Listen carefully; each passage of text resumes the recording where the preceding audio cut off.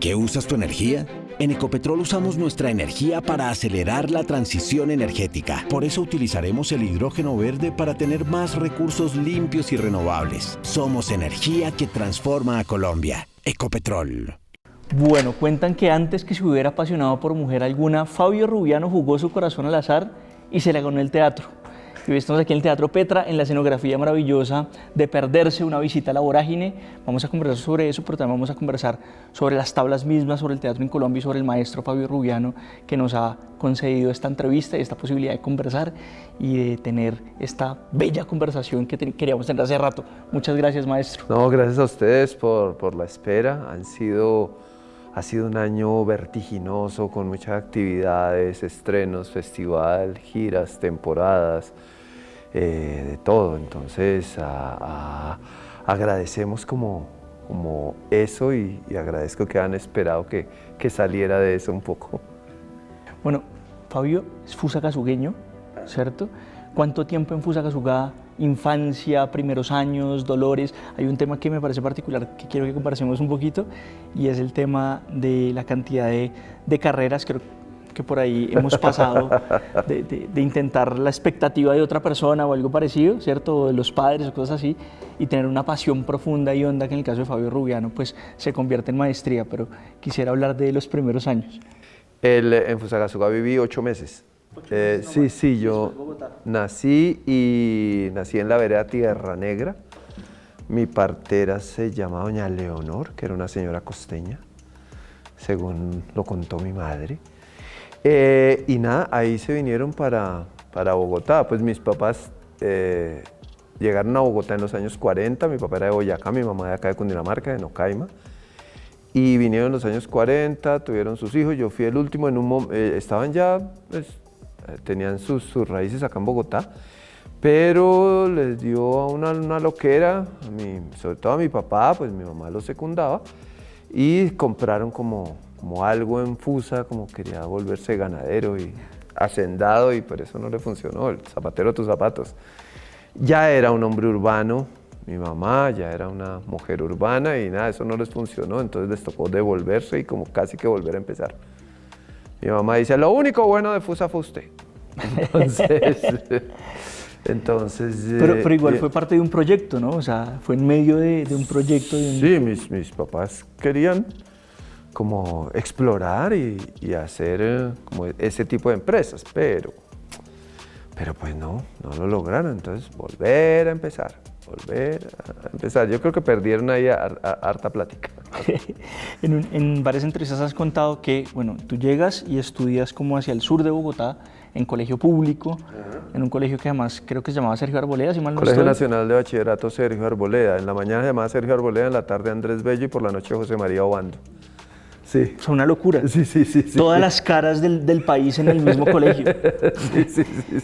Y que fue difícil para ti como el tránsito al colegio en Chapinero y como la vida chapineruna. No, yo no estuve en colegio en Chapinero, todo mi bachillerato lo hice en Musú, en el barrio Musú, u Ospina Pérez, o sea, un barrio muy conservador.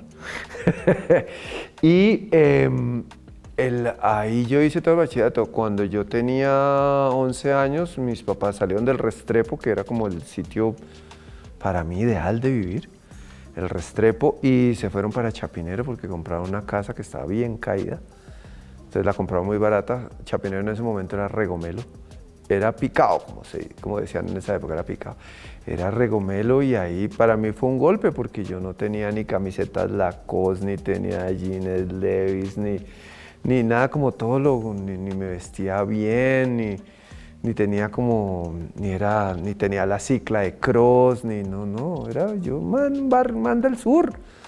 man del sur, que tenía a todos sus amigos en El Tejar, en Timisa, en Floralia, en Alquería de la Fragua, en Kennedy. Entonces para mí el ideal era Kennedy. Y cuando nos fuimos a Chapinero yo decía, nos hubiéramos ido a Kennedy, y mis hermanos me ponían muy bravos, mis hermanos mayores, porque decían, ¿qué? Pero es que usted sí, que siempre quiere lo peor, no sé qué. No, Kennedy es muy chévere. Bueno, ahí nos quedamos en Chapinero. Ahí hice todo el bachillerato y ya después empecé a trabajar y ya fui. de la época escolar, maestros que recuerdes, te lo pregunto porque aquí además siempre en las conversas hablamos de la influencia de algún maestro, de varios maestros que inciden en la vida y que determinan a veces el curso de los acontecimientos. Uy, sí, yo tengo mucho cariño por muchos maestros. Mi profe de la primaria era, profe de la, y acá están bombardeando. Sí. Mi profe de la primaria que se llama el profesor Palacios. Se llama el profesor Palacios, no, espero que todavía viva. Sí, para nosotros era grande, pero me imagino que era una persona de 22, 23 años. Yo me imagino que no era más que eso, era un profesor muy humano, muy humanista, que no estaba de acuerdo con la violencia contra los niños, que en esa época era normal. Era normal darle juguete, eso. Entonces él no estaba de acuerdo con eso. Eso que tanto pregonan ahora de mano dura, no, eso no tiene nada que ver con la educación, y mucho menos con el arte, y mucho menos con los niños. Y luego en el colegio, en bachillerato, sí, yo tengo grandes maestros que recuerdo mucho, la profesora Gloria Durán de Baker, Eddie Baker, me imagino que se debe pronunciar, ¿no? La profesora Gloria Durán de Baker, todos los profes y las profes de español. Para mí, yo creo que era una de mis clases favoritas, las de español. Recuerdo mucho al profe de filosofía, que estaba muy emparentado con la religión, pero era un tipo bastante abierto, a pesar de que había sido cura en una época. Era un tipo bastante liberal, y hablaba con los estudiantes y hablaba de temas pesados. Me acuerdo de un compañero que se llamaba Malagón, era el único ateo del grupo, y decía: es que ustedes creen en brujas. ¿Cómo así que Dios no existe? Ustedes creen en brujas, en espantos, en no sé qué. Ustedes le rezan a cualquier cosa, y nosotros, uy, pero este man está loco, se va a ir al infierno, decíamos nosotros. Y por ejemplo, el profe de religión y filosofía, hablaba mucho con él y con nosotros, y era un tipo bastante tranquilo, a pesar de que era un hombre ya de edad. Me imagino que era menor que yo, de lo que yo soy ahora, pero para nosotros era un señor ya grandísimo. ¿Cuál es el momento, los momentos vocacionales frente al teatro? O sea, ¿en qué momento te empiezas a apasionar y un poco sabes que ahí es un lugar de la felicidad, y donde puedes también como expresarte y sacar esa necesidad de expresión? Yo creo, pues primero, yo no era los duros de teatro en el colegio, eso siempre lo he dicho, eran otros. Era Zapata, recuerdo mucho de Zapata, que después no hizo teatro. Su hermano sí, se volvió un gran escenógrafo, que no hacía teatro. Y lo que yo hacía mucho era declamar. Declamaba en concursos de declamación, pero nunca gané ninguno. Siempre quedaba de segundo. Me lo ganaba don Juan Carlos Vargas Supelano. Siempre quedaba de primero, y él declamaba muy bien, muy bien. Sí. Y nada, esa era como mi conexión. Luego, en esa época uno no sabía que existían escuelas de arte dramático. Decía, escuelas de arte dramático, una universidad donde hay arte dramático. No, es que existían las otras carreras. Y en esa época la reputación era estudiar medicina. Sí, era para todo el mundo el médico era como el símbolo, pues, del estatus más grande a nivel profesional, y como un futuro económico ya resuelto. Entonces sí, todos queríamos ser médicos, muchos queríamos ser médicos. Y nada, pues nunca pasé a medicina. Yo me presenté a medicina a la Nacional 2 veces y ya no me volví a presentar. Luego me presenté a biología y ahí sí pasé, y ahí fue cuando estudié biología. Antes había estudiado bioquímica en Antonio Nariño, que es lo de las carreras. Luego en la Nacional formamos un grupo de teatro.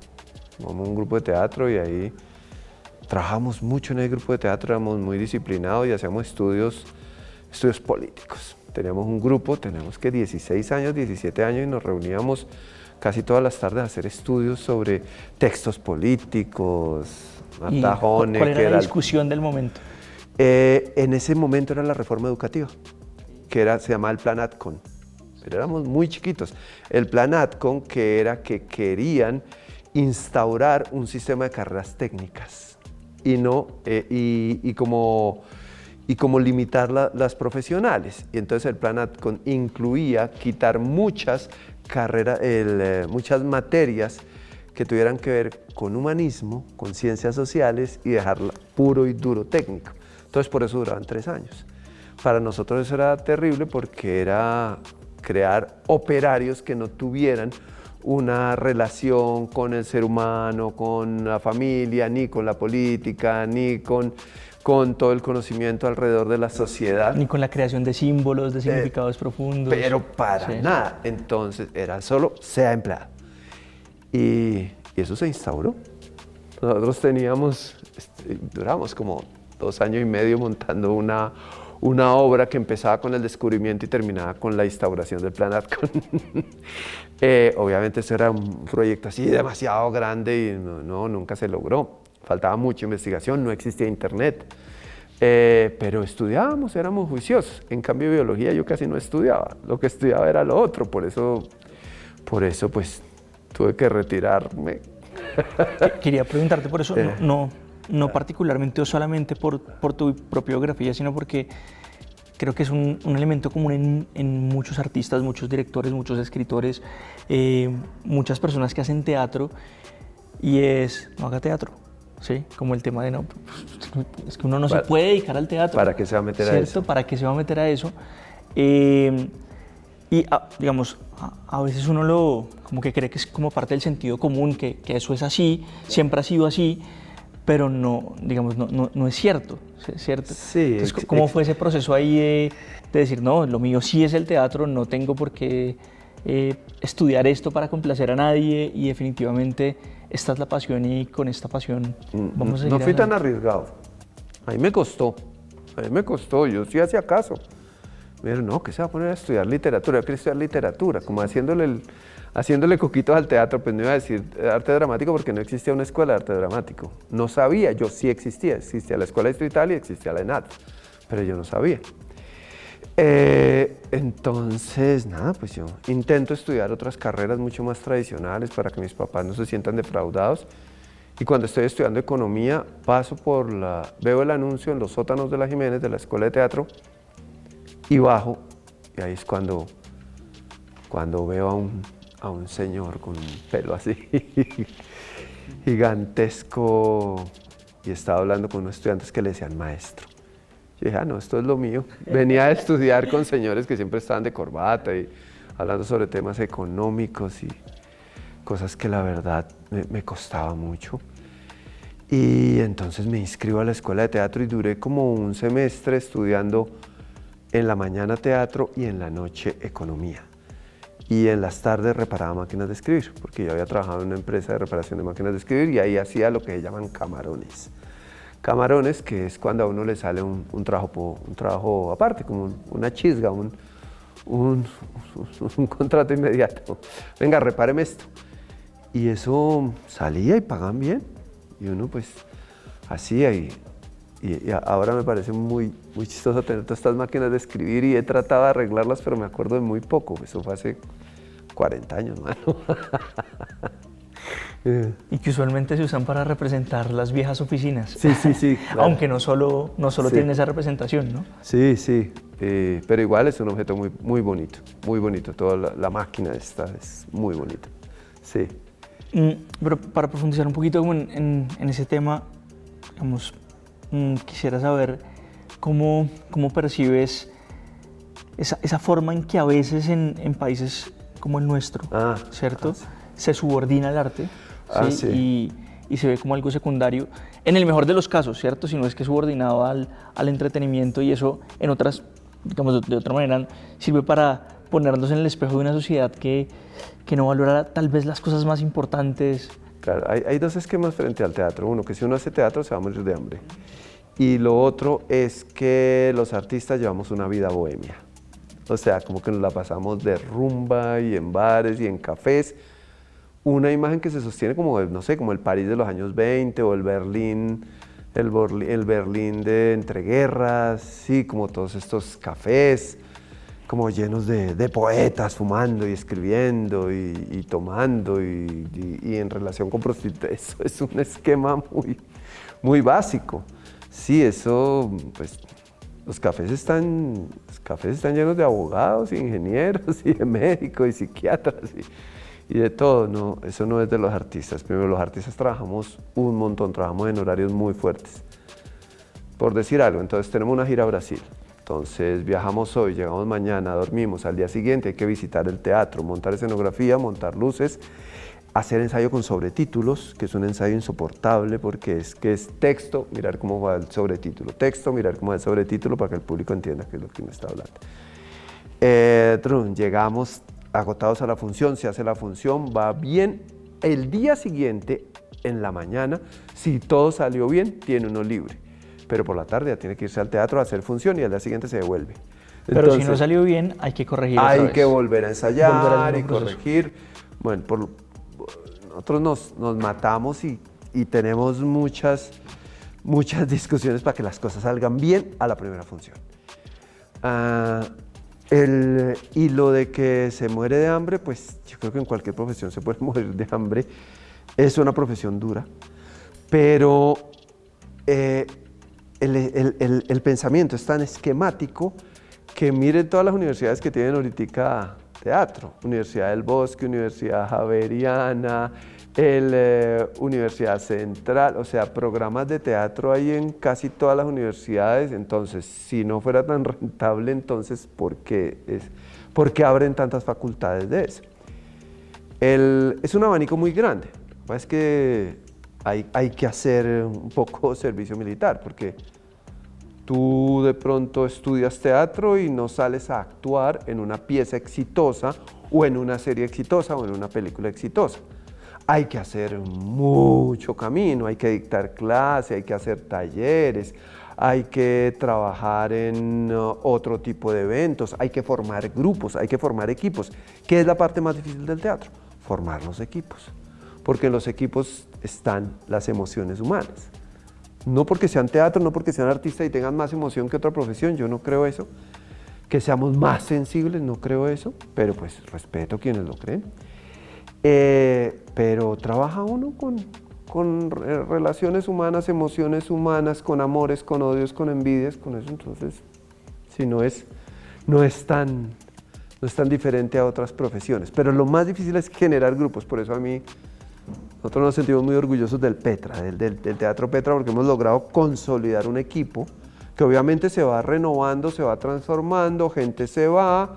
A muy poca gente le hemos dicho que se vaya, no sé, tal vez 1 o 2 personas en 40 años, pero sí es gente, hemos traído gente de escuelas de otras ciudades que después entran a televisión y pues no vuelven a hacer teatro, pero bien, o sea, estuvo acá y le ayudamos o fue como una plataforma o fue un trampolín, no sé, no lo veo mal. Escuela, colectivo y familia. Sí, no peleamos con eso. O sea, ni esto es más que la televisión, ni la televisión es más que esto, ¿no? Son dos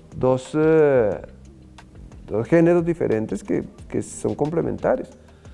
Que hay gente que me dice, oiga, me salió una serie, váyase fresco. O sea, yo no le puedo pagar lo que le van a pagar en televisión, aquí no se paga mal, pero no le puedo pagar lo que le pagan en televisión. Ahora, de pronto cuando vuelvas, ya habrá un reemplazo. Y yo no le puedo decir al reemplazo, ¡oh, ya volvió el que se fue! No. Entonces podríamos combinar, haces tú un rato, a las giras va el que se queda, ese tipo de cosas. Sí.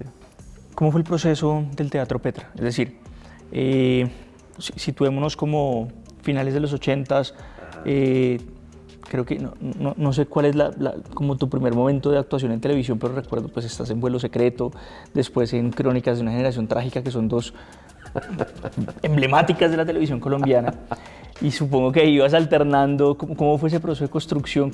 Yo nunca he dejado de hacer teatro. En el 85 decidimos con Marcela formar un grupo. Vamos a formar un grupo y llamamos un combo, llamamos gente que se había retirado de la escuela, que había salido de la escuela, y llamamos combo y dice, mire, queremos hacer este combo, tenemos esta idea, y empezamos a ensayar con una disciplina absurda. Nuestros ensayos comenzaban a las 5:45 de la mañana en el Parque Nacional, Ahí entrenábamos en el Parque Nacional. O sea, eso era oscuro. A veces era claro, depende de la época del año. A veces era claro, a veces era oscuro. Calentábamos ahí en la cancha de hockey. En la cancha de hockey y calentábamos adentro. Y jugaban hockey. Ahí, con nosotros calentando, adentro de la cancha. En una esquinita ahí contra la malla esta metálica. Nosotros ahí calentábamos. Y a veces le decíamos a los jugadores, nos salimos y decían, no, ese obstáculo no sirve. Sí, nos tenían que esquivar. O sea, era muy bien, de ahí ensayábamos, luego íbamos al salón que tendríamos alquilado, que nos habían prestado, y ahí hacíamos un entrenamiento con profes de danza. Siempre el entrenamiento era con danza, entonces hacíamos gramo, limón, estiramientos, entonces, en eso duramos, en esa disciplina como 7 años, 8 años. Porque, digamos, puede parecer como una pregunta ahí salida de contexto, pero muchos colectivos que se forman en los 80s se forman de grupos específicos, el Libre, o bueno, lo que venía del Teatro La Candelaria y demás. ¿Cuál fue la motivación para armar un grupo autónomo? El Libre es 70s y La Candelaria es 60s. Sí, nosotros somos 85, pues por eso mismo, porque veíamos todos los maestros, ¿Por un los tema colectivos, temporal cómo funcionaba todo, y para nosotros lo mejor era establecer grupos, equipos de trabajo. Y queremos hacer grupos y queremos hacer, fuimos como de la escuela de creación colectiva, entonces era como hacer trabajos colectivos, o sea, era todo era muy grupal. Luego ya eso, sabíamos que necesitábamos una célula creativa que tomara las riendas de eso, como una junta directiva, que tomara las riendas y que empezara a manejar todo lo otro.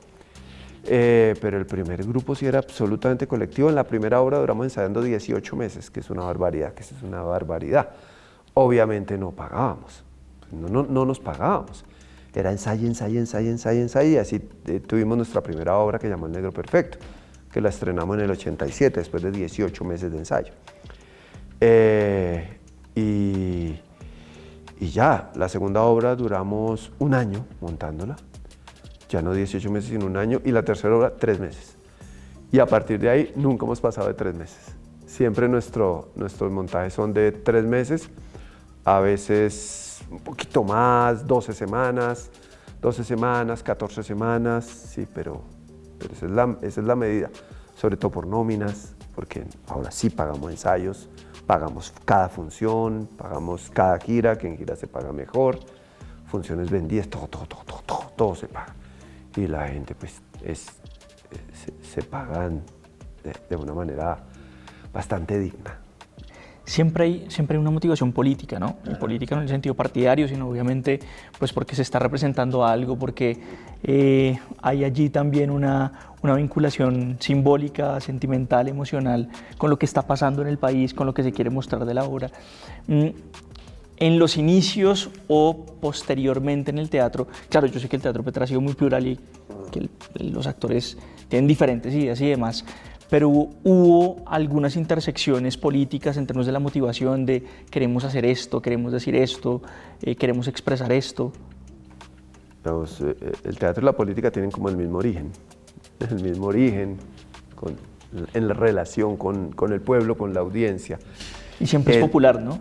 Y el teatro siempre es popular, así vengan puros gomelos. El teatro siempre es popular. Entonces, hay una cosa, y es que cuando nosotros empezamos, venía todo el coletazo del teatro de los años 70, que era súper político, era un teatro de denuncia, era un teatro que hablaba de los conflictos sociales desde una perspectiva, pues, concreta. Entonces, siempre en las obras uno veía el obrero bueno, el empresario malo, el campesino, el estudiante bueno, el militar malo, el policía malo, y era un esquema que a nosotros como que decíamos, nosotros ya no pertenecemos a esto ya no nos representa, independientemente de que hubo piezas que tuvieron una representatividad muy interesante. Claro, venía del todo el teatro brechtiano, que ponía al personaje nazi, pero no tan esquemático, a los nazis de los años de entre los 30 y los 40, a todo el ascenso de Arturo Ui, el ascenso del nazismo en la Alemania, en Europa. Entonces venía como esa fortaleza de Brecht como el gran creador y absolutamente político. Todos queríamos ser Brecht, pero ese lenguaje no nos interesaba.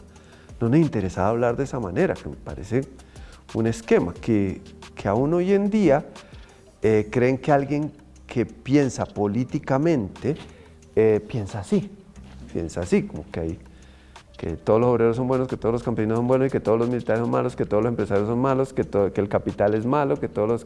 El código binario para pensar la política. Sí, no, eso, o sea, ¿quién piensa así? Nosotros no pensamos así, nadie piensa así. Y entonces queríamos hacer otra cosa. Estábamos mucho más atraídos por los mecanismos contemporáneos de comunicación escénica, sobre todo por la danza, por ese teatro abiertamente poético, con un lenguaje súper agresivo, violento, no agresivo con el público, sino agresivo en el lenguaje en sí mismo. Estaba toda una dramaturgia alemana de los años 80 que era poderosísima.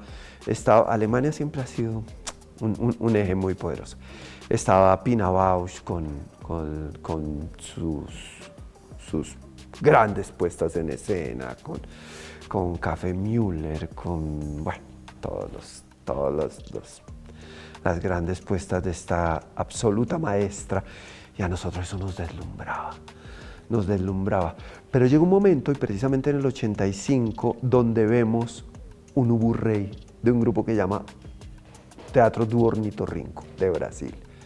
Ubu Rei es una pieza de finales del siglo XIX y como que reúne una serie de clásicos isabelinos y los pone en un contexto súper irónico, como farsesco, y es absolutamente político. Y veíamos eso en una pieza brasilera donde salían futbolistas, garotas, malabaristas, escupidores de fuego, había efectos visuales. Yo me acuerdo un tipo abría una maleta y de ahí salía un hombre y nosotros, ¡uah! ¿Cómo hacía? Y salía hasta acá y después salía y cogía la maleta, cerraba y ¡uah! Claro, después aprendimos lo de la trampa, lo que era la trampa debajo del escenario, y nosotros decíamos, esto es muy alegre, es muy político y es una cosa viva. No es un discurso insoportable que la gente se siente regañada y a los 10 minutos está aburrida. Sí, entonces el teatro tiene que ser divertido. Lo único que no puede hacer el teatro es aburrir a la gente. Y mucho menos echarle la culpa de lo que pasa en el país, porque echémosla a nosotros, porque no le puede echar la culpa a nadie ni señalar solo una parte, porque todos estamos envueltos en esto. Hay una frase que tiene un magistrado de la JEP, de la Jurisdicción Especial para la Paz, que dice: nosotros estamos preparados para el dolor de las víctimas y para las atrocidades de los victimarios, pero no estábamos preparados para saber que todos somos responsables por no haber hecho cosas a tiempo para evitar esto. Es muy poderoso y eso es, claro, asumamos nuestra responsabilidad también en lo que pasa, porque esta manía de echarle la culpa al otro sí es muy harta. Y sobre todo desde el teatro usted no lo puede hacer. Por eso, yo insisto, en el teatro todas las partes, los responsables, las víctimas, los que cometen hechos atroces, los que son víctimas de hechos atroces tienen los mismos derechos. En escena tienen los mismos derechos porque tienen que decir las razones y tienen que expresarse desde su corazón. Y eso ha traído problemas porque ha habido antagonistas que hemos puesto en escena, criminales, que expresan su sentir con tanta convicción que de pronto pueden convencer de que ese es el lado correcto, pero no podemos hacer nada, nosotros no podemos influir en el pensamiento del público. Eso de concientizar me parece la cosa más horrorosa que uno puede decir desde el teatro. ¿Cómo así que concientizar? ¿Acaso es que mi conciencia es la verdadera? ¿Yo qué? ¿Quién se cree ese cuento? Voy a enseñarles la verdad, voy a destaparles el mundo. No, uno muestra un punto de vista y establece unas preguntas. Pero esta no es la verdad. No, la verdad cada uno la define. No. Ni somos seres políticos, pero nuestras obras no tienen una función política, tienen una función estética. Y es que el público la pase bien. Así estemos hablando de masacres, de desapariciones, de torturas, de explotación de poblaciones indígenas, pero el público la tiene que pasar bien. Y eso no significa que el placer estético esté subordinando el contenido de la pieza. Pero lo primero es hacer bien la obra. De hecho, aquí en el Teatro Petra, bueno, te contaba que he estado en Saradice y disponen el escenario de otra forma, ¿no? Y eso cambia la relación con el público tremendo, porque pues, usualmente vas a teatro estando hacia allá, sí, y aquí están, ¿cierto?, los actores, sí, pero en esta obra están dispuestos de un lado y de otro, la obra es en medio, entonces tú estás viendo, además de la obra, estás viendo al público al otro lado, haciendo las caras que tú también estás haciendo, ¿cierto?, asombrándose, etc. Y los actores con una distancia muy particular, porque tampoco están mirando necesariamente a la gente, ¿cierto?, sino que es como si estuvieran ahí involucrados. Ese juego que siento que en el teatro es pues bien bonito, bien interesante. Me contabas que también han hecho en Herradura y demás. Cuando están haciendo esas obras, cuando están presentando ese horizonte estético, ¿tú cómo lo visualizas? ¿Cómo lo piensas? ¿Cómo surge esa idea de jugar con esos elementos? Hay necesidades. Por ejemplo, en lo bifrontal, que es público a lado y lado, o sea, dos frentes, nos lo inventamos en Mosca, que era una versión contemporánea de un clásico de Shakespeare que se llama El Tito Andrónico, que son dos grupos que han estado en guerra, van a firmar la paz, y entre que deciden firmar la paz y la paz se consolida, todos se matan. Eso lo hicimos en las conversaciones de paz de Pastrana. Para la muestra, sí. Pero no era porque con esto vamos a representar lo que está sucediendo, no. Suceden, son como sinergias ahí poéticas que se dan. Y eso necesitamos que fuera íntimo, que fuera muy íntimo. A mí siempre me ha gustado que en el teatro se pueda hablar pasito. Por eso me gustan los micrófonos. Hay gente que en teatro no le gusta el micrófono, a mí me gusta. Pues acá en un espacio tan cerrado, pues no es necesario usar micrófonos. Pero a mí sí me gusta porque se tiene la sensación de que en teatro siempre se está hablando así, siempre se está proyectando, lo cual también es un esquema. Uno habla en teatro, también habla normal. A veces tiene que hablar más fuerte para que el público escuche. O cuando llueve muy duro. Sí, pero eso no es que uno esté hablando como si estuviera pregonando en la calle. Entonces queríamos una pieza íntima, entonces pusimos el público al lado y lado y eso nos funcionó muy bien. Funcionó muy bien porque era una pieza súper ágil. Tito Andrónico dicen que es la pieza donde más muertos hay en Shakespeare. Eso había de todo, antropofagia, violaciones, muertes, pero no había en escena ningún hecho de violencia. No había ninguna representación, ilustración de la violencia. La violación no es que cogiera así, no, se utilizaban otros mecanismos. Me acuerdo que el actor le metía los dedos así en la boca a la chica. Decía tranquila. Y la gente decía que eso era violentísimo. Y claro, pero es que estamos utilizando un símbolo. Me acuerdo mucho que, esto lo he contado varias veces, el actor que hacía ese personaje era Fernando García, un genio de la actuación, él ya murió. Me acuerdo que en un ensayo él tenía la escena de meterle las manos en la boca, esta mano así, y de pronto en un ensayo abre un cajón de las mesas y saca un condón y se lo pone. Nosotros decíamos, este huevón es un genio. Y se lo mete hacia la boca. Y en la función, él se quita el condón de la mano y lo lanza hacia el público. Y el público hace como... porque asume, está metido en la historia y asume que eso está lleno de fluidos. Entonces son como ese tipo de elementos. Entonces ahí la relación con el público es muy cercana. A nosotros nos gusta mucho jugar con el público. Es una pieza que se llama 25 cosas, donde hay muchos objetos que tienen un valor. Entonces se reparten objetos en el público. Entonces llega y dice, ¿quién tiene la foto de matrimonio? Entonces, ¿usted reconoce ahí que estamos nosotros dos? Sí, entonces aquí, ¿quién tiene el acta? ¿Usted fue testigo de la boda? Sí, ¿qué tiene ahí? El anillo, mire, aquí está el anillo, entonces sí fue, Entonces, ¿quién tiene la revista donde apareció tal cosa? ¿Quién tiene el libro que habla de las tribus? ¿Quién tiene? Entonces el público establece un vínculo muy grande. A mí en lo personal, como espectador, no me gusta que me involucren en las obras. Yo digo, no, yo pagué por ver, no me pongan a trabajar.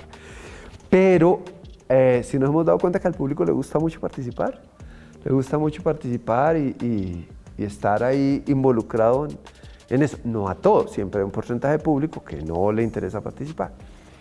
Pero sí, establecer otro tipo de vínculos con el público a nosotros nos parece muy, muy interesante. ¿En qué usas tu energía? En Ecopetrol usamos nuestra energía para impulsar la transición energética. Producimos hidrógeno para hacer gasolina y diésel más limpios. Somos energía que transforma a Colombia. Ecopetrol. Es probable que La vida del liebre haya sido tal vez la obra más impactante, bueno, Historia de una oveja también, pero La vida del liebre particularmente, sobre la narración de un episodio del conflicto que en realidad es ficticio, pero que en realidad podría contener a todos los episodios del conflicto, ¿cierto? Y es paradójico porque pues uno, cuando vi la obra por primera vez, La vida del liebre, pensé que era sobre cualquier otra cosa que sobre el conflicto y sobre la violencia en Colombia. Y me llamó mucho la atención el dato oculto allí, ¿no? Entonces está la persona perseguida por fantasmas, ¿cierto? Pero no sabes que son fantasmas, no sabes quién es esta persona. La cuestión se va descubriendo poco a poco y se volvió un emblema. O sea, La vida del liebre se volvió un emblema en un tiempo de paz, particularmente, no en un tiempo de guerra, sino en un tiempo en donde la paz significaba hacer memoria, y entonces esa memoria podía ser representada en una obra como esta, como fue, es decir, cómo nació La vida del liebre.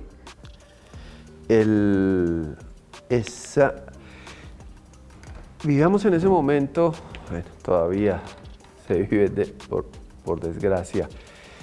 La vida del liebre cumple 10 años, esa era la primera obra del posconflicto. Uno decía, de aquí a 10 años esto ya va a estar, esta obra ya no va a tener vigencia.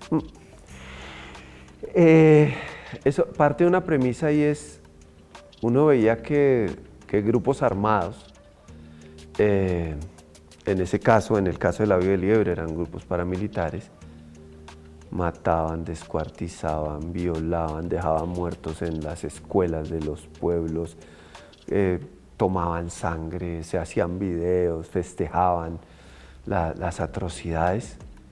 O sea, a esta gente, ¿qué le asusta?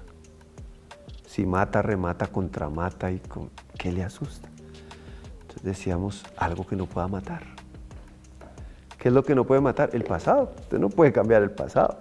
Sí, Stalin borraba a Trotsky de las fotos. Pero no podía borrar a Trotsky. Y no pudo borrar a Trotsky, y lo mandó matar y todo, y no lo pudo borrar. Y entonces decía, ¿qué es lo que no puede matar? El pasado, la memoria y lo que ya está muerto. Entonces, por eso estos campesinos vienen acá, le golpean en la casa donde él está, por allá en un país donde siempre cae nieve. Venimos a que nos haga el favor y nos diga dónde estamos enterrados. Solo eso, solo eso. Y así transcurre toda la pieza y discuten. La posibilidad de una aparición de perdón, la posibilidad de que alguien pida perdón. En ese momento para nosotros el perdón es muy importante. Ahora, en esta época, yo creo que son más importantes otras cosas más allá del perdón, porque el perdón es una carga para la víctima. Es como obligar a la víctima a que perdone. ¿Por qué me van a obligar a eso? O sea, soy mala si no perdono, soy malo si no perdono, pero bueno, eso es otro tema. Entonces sí, La vida del liebre, digamos, es una obra que hablaba de paramilitarismo, de masacres, de violencia, de desapariciones, de desplazamiento, y lo presentábamos en un teatro como el Colón de 800 sillas, y uno decía, esto es un riesgo muy berraco, y eso se empieza a llenar y a llenar y a llenar y a llenar y a llenar. Entonces ahí también se da uno cuenta que la pieza, digamos, tiene como ciertas virtudes. Yo no digo que sea una pieza perfecta, eso puede mejorar, siempre toda pieza puede mejorar, pero tiene unas virtudes estéticas que eran mucho más significativas que el tema. y que no era una pieza con partido, con un partido político, no, era una pieza que hablaba de una situación. Y dentro de las víctimas también había victimarios. Dentro de las víctimas también había acciones de violencia.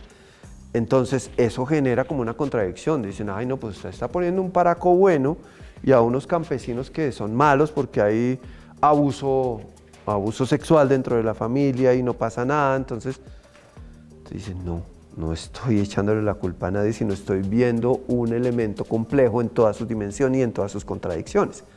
O sea, es una familia muy contradictoria, es un hombre que tiene contradicciones, que tiene convicciones, es un criminal que tiene convicciones. O sea, usted me va a decir que Mancuso no tiene convicciones, que HH no tiene convicciones, que el alemán no tiene convicciones. Claro que tienen convicciones. Que no sean humanistas es diferente, pero tienen unas convicciones, no sé, económicas, políticas, territoriales. Y él cree que lo está haciendo bien. Seguramente en su momento va a decir, sí, pues es que hacer, no sé, 150 masacres era necesario. Era necesario. Era un mal necesario, como dicen algunos. Pues un mal menor. Seguramente tiene convicciones y uno tiene que escucharlos. O sea, antes de señalarlo y decir, usted es un caramelo, o sea, escuchémoslo. Porque aquí en escenario, si yo hago ese personaje, tengo que darle la razón al personaje para poderlo interpretar. Porque no puedo, voy a actuar mi personaje mal porque no me cae bien. No, señor. Y luego, entonces, La Vida Libre como que marca un momento muy importante para nosotros como Teatro Petra. Yo no diría ni para el país o para el movimiento teatral, eso no soy yo el que pueda decir esa barbaridad. Pero siempre, de ahí para adelante, siempre hay como una comparación. Y siempre nos dicen, uy, esta sí es mejor que La Vida Libre. En lo último que hicimos, que llama Mantener el Juicio, que es una pieza muy dura sobre las audiencias de la JEP cuando se encuentran víctimas irresponsables. Cuando se encuentran hay escenas muy fuertes, pero la gente está conectadísima, la gente está súper conectada y mucha gente sale muy afectada. Y entonces sí dicen, uy no, esta me pegó más duro que La Vida Libre. Pero con la vorágine, con esta perderse, mucha gente nos ha dicho, uy, desde La Vida Libre no estaba tan bien. Cuando hicimos Historia de una oveja, dice, ay, esta me conmueve más que La Vida Libre. Entonces, siempre es un referente y lo va a hacer. Al principio peleábamos con eso, ya no vamos a volver a presentarla. Después dijimos, no, ¿por qué? Es un referente para nosotros y es una pieza con la que vamos a estar agradecidos. Esta casa se abrió por La Vida Libre porque nos dimos cuenta que podíamos atraer un público masivo desde el teatro y el público ha respondido. Y seguirá respondiendo. Y sigue respondiendo muy bien. Quería preguntarte por perderse una visita a la vorágine, a 100 años de la vorágine, y que habláramos un poco de eso último que mencionabas, con ese momento en que salió La Vida Libre, que ya no es este momento, porque claro, no es que la violencia ya no exista, seguimos viviendo en un país violento, en un país en guerra, en un país con conflicto, con desigualdades, pero también seguimos viviendo en un país en donde hablamos de la Colombia profunda porque asumimos o seguimos asumiendo que el Estado Social de Derecho solo logra el 1 o el 2% del territorio y que en el resto, como en la historia de Arturo Cova con Alicia, ¿cierto? Pues es un territorio que en realidad no está gobernado por ese Estado Social de Derecho y que es la mayoría de ese territorio y que ahí, así lo llamemos Colombia, ahí Colombia aparece a veces excepcionalmente, ¿no? Entonces, ¿qué de eso se encuentra en esa reflexión de la obra? En esta, un poco añadiendo a lo que tú dices, hay una frase terrible que decían en esa época, como gran parte del territorio al cual llegaron los colonos después estaba poblado por comunidades indígenas. Para ellos era una tierra sin gente, porque había indígenas. Entonces por eso llamaban a los colonos, porque decían, esto es tierra sin gente para gente sin tierra. Entonces la gente eran los colonos, entonces vengan y colonicen este territorio, porque aquí no hay gente, solo hay indígenas. Entonces es como ese pensamiento, ¿de dónde sale? O sea, ¿nosotros qué somos? Si seamos blancos, pues venimos ¿desde dónde venimos, hermano? ¿De dónde venimos? ¿Quiénes son los tatarabuelos? Entonces, ¿Por qué hay oficinas? Todas las cosas que sucedieron hace 100 años, de lo que narra La Vorágine, contra la selva, contra las poblaciones indígenas, contra los mismos colonos, contra los obreros, las decisiones se tomaban en una oficina, en Bogotá, o en Lima, o en Londres, o en Nueva York. Si la solicitud de más caucho para las llantas de los carros, o para los tanques, o para lo que sea, necesitaban sacar caucho y la producción, y exigían producción. La corona no está, las cartas inglesas, la corona no está habituada a los retrasos. Necesitábamos ¿qué más? Entonces mandaban certificaciones, por favor dejen de violar indias delante del resto de sus comunidades porque los desmoralizan y no producen tanto caucho. O dejen de utilizar los bebés para los cimientos de las casas porque las casas no quedan suficientemente fortalecidas. Dejen de cortarle los dedos pulgares a los indios como castigo porque esa es su herramienta más básica de trabajo. Córtenle otros dedos pero no los pulgares. No mutilen a los indígenas porque perdemos fuerza laboral. Entonces, todas estas solicitudes humanistas en realidad era porque bajaban la producción. Entonces todas esas eran cartas. Evidentemente aquí no le paraban bolas, recibían eso y se van a ser sancionados. Nunca han sido sancionados, nunca fueron sancionados. Arana nunca fue sancionado. Los de acá, el pastuso, que se me olvida el nombre, Puritico, bueno, se me olvida el nombre del pastuso, que también era un atroz. Entonces, por eso mismo, aquí hacemos selva y oficinas. Entonces, nos interesaba mucho que La Vorágine tenía todos los estudios posibles. O sea, La Vorágine se lo estudiaban desde lo sociológico, desde lo antropológico, desde el indigenismo, desde lo ecológico, desde lo político, desde lo laboral. O sea, tenía tiene todos los análisis, todos no, faltarán muchos. Decía Shakespeare, le siguen sacando artículos, siguen sacando papers. Entonces decíamos, necesitamos académicos en escena, académicos que estén discutiendo sobre lo que es La Vorágine. Entonces, por eso, un personaje es un académico y otro personaje es una académica. Entonces, ellos dos discuten y en la medida que discuten van pasando las escenas. Y ellos mismos también hacen personajes. Entonces hacen personajes y a veces paran y dicen, esto es lo que usted me estaba negando que esto sucedía. Y dice, ay, pero era otra época, el mundo estaba en permanente evolución. Sí, pero mire, usted defiende lo que pasó, lo que hicieron los belgas con el Congo. Y él le dice, pero mire ahorita cómo está Bélgica, es una potencia. Sí, es una potencia. Y sobre el Congo escribió Joseph Conrad, que es más famoso que Rivera. Entonces existen todas estas ambigüedades y estos elementos de humor. ¿Cómo ves la Colombia de hoy en la distancia con esas obras de los últimos años? Historia de una oveja, La viuda del liebre, la obra sobre La Vorágine, es decir, esta Colombia de hoy que también es muy difícil, que también es incontenible, de frustraciones, de esperanzas a veces, pero o sea, este es un tiempo particularmente reflexivo, sobre todo para quienes siempre hemos creído en el arte, en la transformación del mundo, en lo simbólico, porque pues un poco pareciera que las permanentes esperanzas a veces como que se difuminan y bueno, en fin, ¿cómo lo ves tú? Yo siento que seguimos en una desproporción muy grande. Sobre todo es un país absolutamente desigual y básicamente por unos fenómenos de corrupción que son aterradores,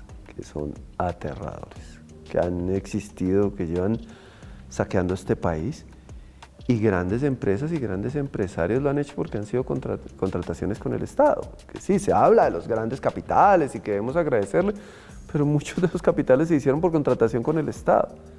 Entonces el Estado ha sido el gran proveedor de esos capitales. Obviamente no todos, ¿no? Ha habido gente muy sensible dentro del sindicato antioqueño. Hubo gente muy sensible en otras épocas y aún ahora hay elementos que son muy sensibles a al arte, a la cultura, al apoyo de las expresiones artísticas, todo eso, por nombrar uno. Nombró el sindicato antioqueño, pues se podría nombrar Gilinski o Grupo Aval, o sí, como los grandes empresarios, el Grupo Santo Domingo. De hecho hay un teatro acá que se llama Julio Mario Santo Domingo. O sea, sí hay una relación con la cultura. Ahora, en la desigualdad es que hay una cosa que es la vida en la ciudad y otra cosa es la vida en territorio, lo que usted habla de la Colombia profunda. Salga y mire los cordones de pobreza que es el campo, es que está absolutamente abandonado y está abandonado por fenómenos de corrupción. En este momento que ha habido como todos estos intentos por visibilizar primero una parte del país que no se ha visibilizado, el Pacífico, por ejemplo. Absolutamente invisibilizado, ahora tiene mucha más visibilidad, hay unos intentos como por mejorar esto, pero pues todos sabemos todos los problemas que han existido en este momento, fenómenos de corrupción que también ha habido, que esperamos que los investiguen para que haya como un hálito de esperanza. Me uno al grupo de ministros que no se quisieron reunir por la presencia de Benedetti. Es muy fuerte eso, es muy fuerte, para mí es muy fuerte. Para mí es muy fuerte que haya como que eso suceda y me parece muy bien que no hayan asistido. Eso es defendiendo yo como ciertas acciones que ha hecho este gobierno, sobre todo por comunidades olvidadas y por el aumento que dio para la cultura. Sin embargo, pues ya sabemos que vienen recortes en todos los ámbitos. Entonces, ¿por qué digo que hemos mejorado? En Vorágine, en un momento, se juntan el pasado y el presente y el personaje que es Clemente Silva, que está buscando a su hijo, que en la obra no es un indio, pero nosotros sí lo pusimos como un indio. Indio, digo indio y no digo indígena, porque en la obra dicen indio. Sí, no es que esté faltando al respeto. Entonces, el indio Clemente Silva encuentra el cadáver de su hijo. Y metemos una médica forense del presente. Entonces, la médica forense le dice, tendremos que hablar con las autoridades indígenas para que haya unos rituales específicos para hacerle honor a su cultura. Y el indio le dice, pero ¿usted qué me está hablando, señora? En esta época eso no sucede, de pronto en 100 años. Entonces uno dice, tal vez sí hemos mejorado un poquito, tal vez sí hemos mejorado en cuanto a que sí, ahora la gente no se muere tan joven. Eso que dice que la gente antes vivía más es absoluta mentira, eso es un esquema, eso es mentira. En las familias se morían, de 10 se morían 7, eso no sobrevivían todos. Entonces ahora pues hemos mejorado en ciertas cosas, hay una presencia de comunidades alteradas, de comunidades afro, de comunidades LGBTIQ+, la presencia de las mujeres en el ámbito laboral, artístico, en militar. Sí siento que hemos mejorado, que falta un montón. ¿Y dónde creo que falta? En el día a día y en la calle, en la manejada de cicla, de moto, de carro, en los peatonales, sí, en la corresponsabilidad. En la corresponsabilidad, en apoyar. Esa idea de que como esto no es completamente mío, como aquí hay corrupción, entonces yo también puedo hacer parte de esa misma dinámica de violencia. Sí, si yo no me lo robo, se lo robo a otro, pues deje que el otro se lo roba, usted duerma tranquilo, deje que el otro se lo robe. Yo lo que siento es que primero hay fenómenos de corrupción visibles, hay familias. O sea, en la costa todos sabemos cuál es la familia que se queda con todo. En Santander sabemos cuál es la familia que se queda con todo. ¿Por qué siguen ahí? ¿Y por qué siguen en puestos de poder? ¿Y por qué siguen siendo electos por elección popular? ¿Por qué manejan tantos entes? ¿Por qué manejan tantos votos? ¿Por qué se convirtió como en un elemento cultural esperar las votaciones en ciertos sectores del país? porque sé que por mi voto me van a dar un abanico, una teja. O sea, ¿en serio esa práctica todavía seguimos patrocinando esa práctica? Sé que cada vez es más difícil que eso se haga y hay más entes de control. Pero sí hay un camino muy, muy, muy difícil. Y creo que de eso se encarga la ciudadanía, se encarga la responsabilidad la tiene la ciudadanía, que es la que elige, que es la que vota. No podemos culpar solo a los políticos porque a ellos los elegimos nosotros. Así es. Estamos además en uno de los tiempos que aparecen como de lo más difícil, ¿no? Gente hablando de Tercera Guerra Mundial, por un lado, pues la eventualidad de las crisis climáticas, la emergencia de la inteligencia artificial, un mundo convulso, una cantidad de incertidumbres y obviamente, como siempre, las tablas para intentar representarlo y darnos un espacio para pensarlo, para reflexionarlo y ojalá para cuidarlo. Pero eso es complicado porque eso hace que gane la brutalidad, ¿no? Que gane la brutalidad. A lo que me refiero es, a esto hay que meterle fuerza. Ahí es que encarcelar, ahí es que empezar a matar, ahí es que empezar a hacer limpieza social. Eso no se ponga a mí a pensar, eso a mí no se ponga a filosofar, que las soluciones son esto. El sentido común del tiempo, ¿no? Sentido, vuelve a ganar la fuerza bruta, vuelve a ganar el claro, castigo. pero es el sentido común de la productividad. Es el sentido común de la productividad, como si el universo económico fuera lo único importante. Por eso, la frasecita de trabajar, trabajar y trabajar, eso es obsceno.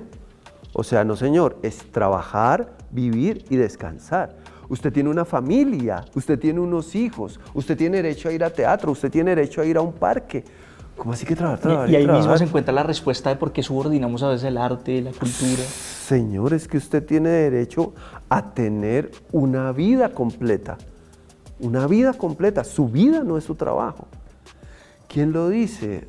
Hace poco estaba en una entrevista con un entrenador de fútbol que estaba a punto, estaba a puertas de una final de Copa.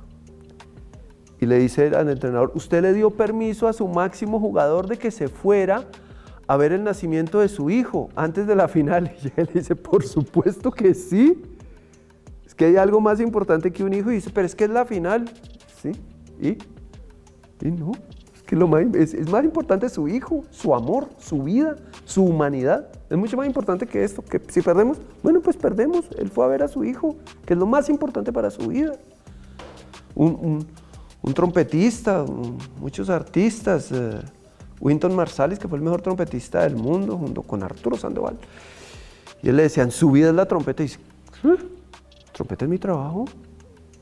La vida es mi familia, mis amigos, el bar. Si no, yo toco trompeta 8 horas al día. Ya. Del resto dejo mi trompeta y me voy a vivir mi vida. Entonces sí, mis mejores amigos están en el teatro, sí. Y la pasamos muy bien y casi siempre hablamos de teatro, son mamoncísimos. Entonces nos vamos de acá a una comida a hablar de teatro, a hablar de que, ay, lo que le pasó, que se le olvidó este texto, que no sé qué, y nos reímos y todo. Pero estamos teniendo una vida, no estamos haciendo teatro. Y esa es la vida, ahí está la salud mental, en poder tener una vida completa y compleja. O sea, trabajar y trabajar es que estoy 18 horas en una fábrica ensamblando, duermo 6, me levanto y ensamblo 18 horas. Seguramente la productividad se va a ver, pero no la vida. Y me voy a deprimir y después me van a decir, como pasa en Estados Unidos, es culpa de los latinos. Y entonces, claro, surge el fenómeno autoritario tipo Trump. Es ese el difícil tiempo en que vivimos. Bolsonaro, o sea, los ejemplos son múltiples. Las grandes voces en redes sociales, que a veces uno dice, a lo bien, tú tienes 3 millones de seguidores por decir eso. Son sus seguidores, no se juzga. Bueno, para finalizar quería pedirte, como hay en varias de estas maravillosas obras que se presentan en el Petra, unas frases que son extraordinarias. Quería pedirte una frase final, como una suerte de mensaje Y bueno, obviamente antes de cerrar vamos a invitar para que por favor todo el mundo venga a ver esa maravilla que es Perdidos. Una frase ahí. Hay una que a mí me gusta mucho que no la escribí yo, sino salió en un ensayo que la dijo Marcela. Y es que está la madre de unos niños que mataron y los hicieron pasar por guerrilleros. Y está la persona que los mató. La persona que los mató está diciendo que lo perdone y llora mucho.